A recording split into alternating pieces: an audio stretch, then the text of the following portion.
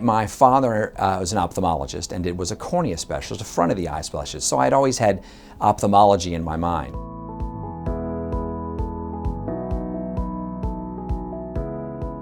But I also was a bird lover growing up and said, well, after finishing undergraduate, I'd really love to pursue a graduate degree in ornithology and population genetics. So I worked on birds, and then really over time in graduate school really got the itch and the desire to work with people. And ultimately it comes down to, I love birds, but do you really want to help and work with people?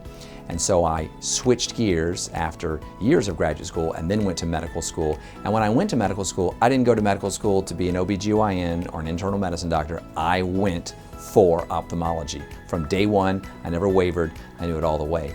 And after finishing, I then did my residency at Bascom Palmer and my fellowship in Retina from there. And the reason I chose Retina once in ophthalmology was you could tell the revolution was coming. New treatments were available for patients, new surgeries. The surgeries itself are very challenging but very rewarding and take a high level of skill set and a lot of experience. So that was a real big time draw.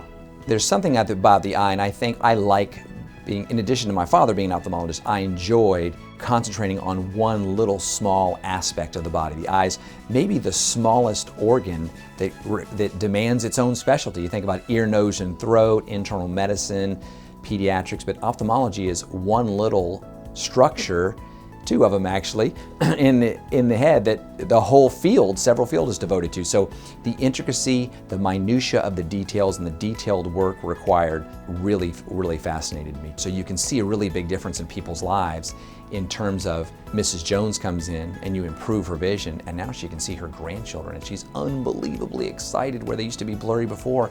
Now she can see them, she can hold them, and it makes a huge, or she can drive to go see them where she couldn't drive before. Huge difference in people's lives, and it makes us feel good, and obviously they feel good too. So it's a wonderful feedback feeling.